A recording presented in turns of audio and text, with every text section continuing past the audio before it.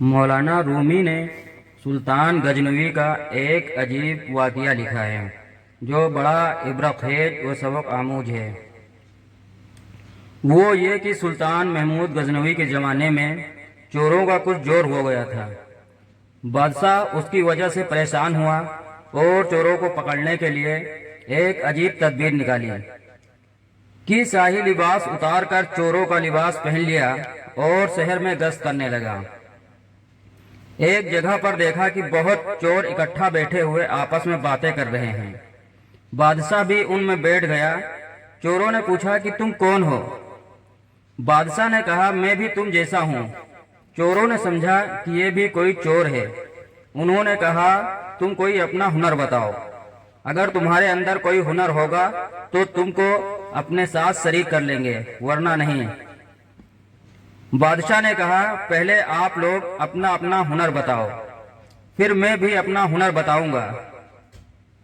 एक चोर ने कहा कि मैं ऊंची सी ऊंची दीवार फांदकर मकान में दाखिल हो जाता हूँ, अगरचे बादशाह का किला ही क्यों न हो। दूसरे ने कहा, मेरी नाक की ये खासियत है कि मैं किसी जगह की मिट्टी सूंघ कर बता देता हूँ कि यहाँ खजाना है या नहीं।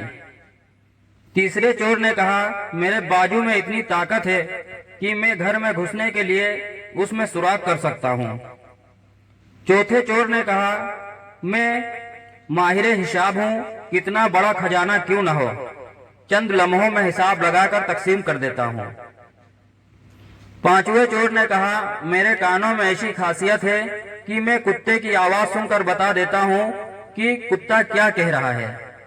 छठे चोर ने कहा, मेरी आंख में यह खासियत है कि जिस चीज को रात में देख लेता हूँ, दिन में उसको पहचान लेता हूँ। अब बादशाह ने कहा, मेरी दाढ़ी में यह खासियत है कि जब मैं मुजरिमीन को फांसी के फंदे के हवाले किया जाता है, उस वक्त अगर मेरी दाढ़ी हिल जाती है तो मुजरिमीन फांसी के फंदे से बच जाते हैं।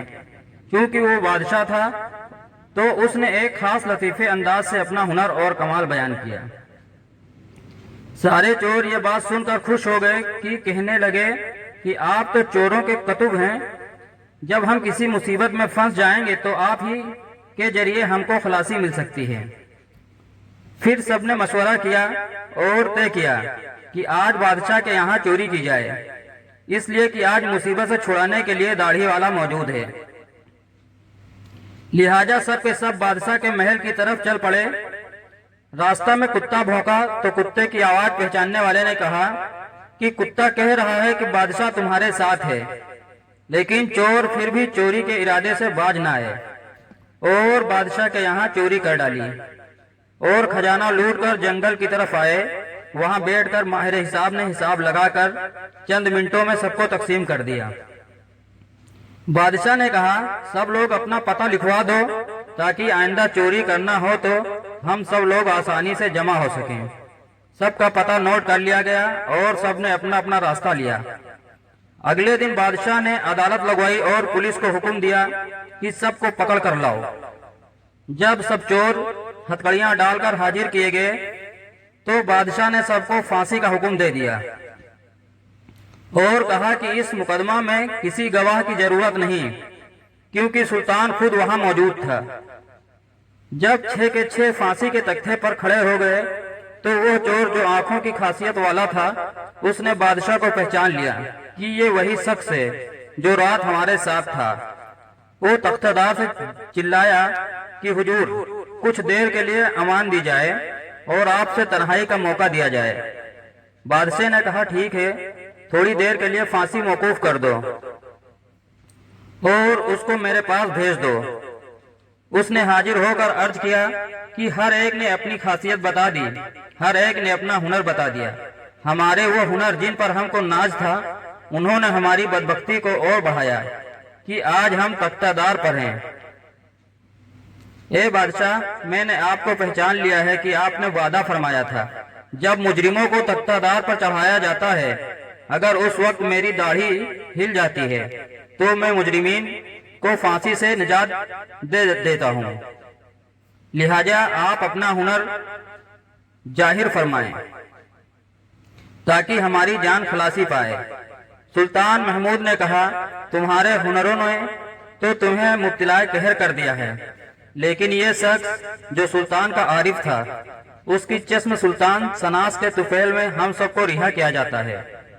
उस अजीब व गरीब किस्सा को बयान करके मौलाना रूम कहते हैं, दुनिया में हर शख्स अपने हुनर पर नाज कर रहा है। बड़े बड़े अहले हुनर अपनी बदमाशियों में मस्त और खुदा से गाफिल हैं, लेकिन कल कयामत के दिन इनके ये हुनर कुछ काम नहीं आएंगे, बल्कि यही दुनियावी हुनर इनको मुब्तला कहर व अजाब कर देंगे।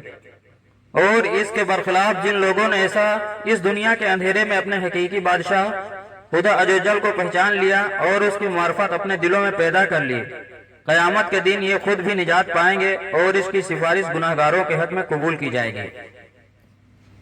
याद रखो, जिस दिन दुनिया के अंधेरे में खुदा को पहचानने का हुनर सीख लिया, फिर दूसरा हुनर सीखना कुछ मजर नहीं, क्योंकि फिर कोई भी हुनर आपको रब से गाफिल नहीं कर सकता। डॉक्टर इंजीनियर बनना मना नहीं, बशर्ते कि आप रब से गाफिल ना हो। इस हिकायत से मालूम हुआ कि चश्मे सुल्तान सनासी ही काम आती है, बाकी हुनर तख्तादार पर ले गए। इसी तरीका पर दुनिया के तमाम कारोबार जो रब से गाफिल होकर किए जाते हैं, वो आखिरकार इंसान को तबाही व बर्बादी में डाल देते हैं।